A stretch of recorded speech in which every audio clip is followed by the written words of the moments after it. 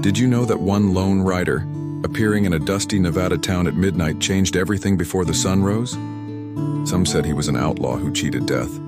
Others whispered he was a ghost back from the grave to settle an old score.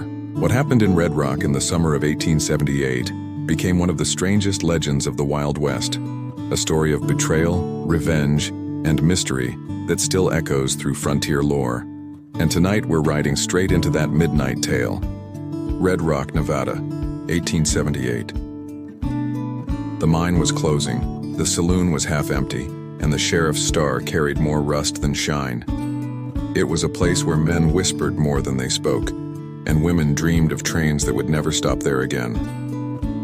And then came the sound, hoofbeats slow, heavy, echoing down the dirt streets long after midnight. From the shadows rode a tall, broad-shouldered figure on a black horse, his hat brimmed low, his duster coat frayed with trail dust. He tied his horse outside the saloon and walked in without a word. Inside, the piano player froze. The bartender polished a glass, but his hands shook. The stranger ordered whiskey, neat, and slid into a poker game without asking.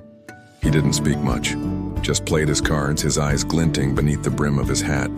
He won hand after hand. No smile, no gloating, just cold silence. Later, one of the men at the table swore. Those weren't just eyes. Those were the eyes of a man who's seen death and lived to tell about it. By dawn, the whole town was buzzing. Who was the stranger? Some said he was a bounty hunter. Others thought he was a drifter looking for trouble. But one old ranch hand, drunk before breakfast, whispered something that froze men in their boots. He looks like Caleb Ward, but Caleb's been dead 10 years. Caleb Ward. The name carried weight in Red Rock. He'd once owned a stretch of land near Copper Ridge until a bloody feud wiped out his family. They said native raiders had massacred them, burned the ranch to the ground. Caleb's body was never found. The stranger at the poker table said little.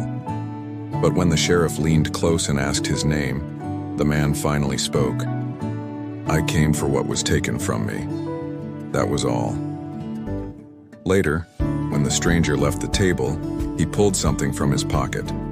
A crumpled, wanted poster. The face on it? His own. Rumors spread faster than wildfire. By noon, folks whispered that Caleb Ward had returned from the grave. The sheriff, Amos Burke, knew trouble when he saw it.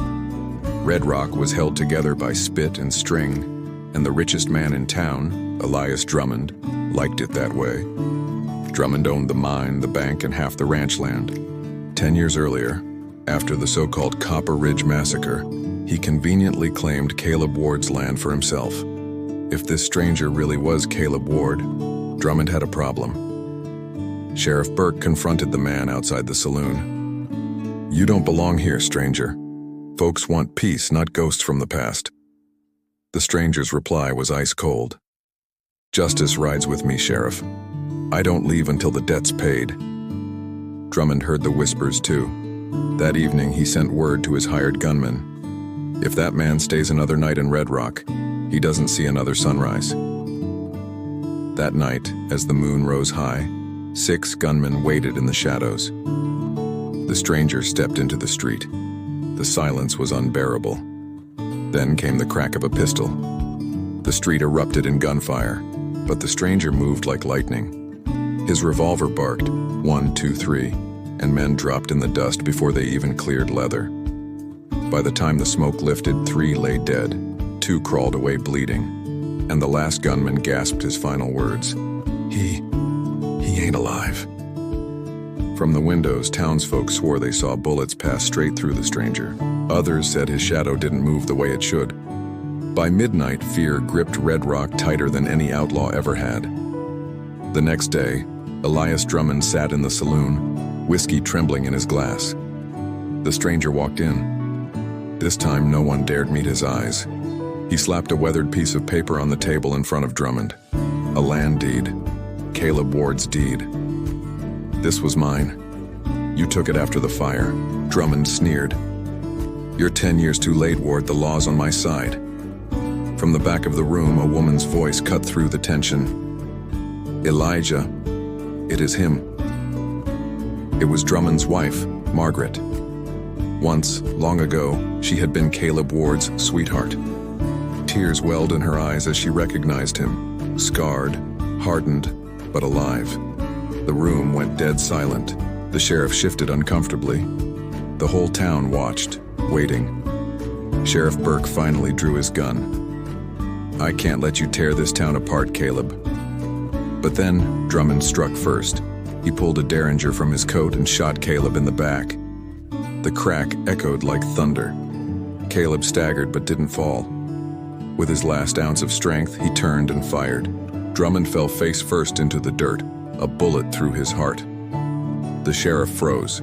His badge suddenly felt heavier than iron. He dropped it in the dust, knowing the law had failed. Caleb dropped to his knees, blood soaking his coat. Margaret rushed forward, but Caleb pushed her hand away. "I came back for justice," he whispered. "Now it's done." By dawn, the stranger was gone. Some said he died on the trail, buried by the desert wind. Others swore he rode on, a ghostly rider seeking justice across the frontier. Old-timers in Red Rock swore that if you stood on Main Street at midnight, you could still hear the echo of his horse's hooves. And so the legend was born, of the stranger who rode into town at midnight and changed everything. If this tale gave you chills, partner, you won't believe what else the Wild West still hides. From deadly duels to ghostly stagecoaches, the frontier was never short on legends. So don't ride off just yet. Hit that subscribe button and join us for the next tale from the Wild West. Because here at Westside Tales, legends never die.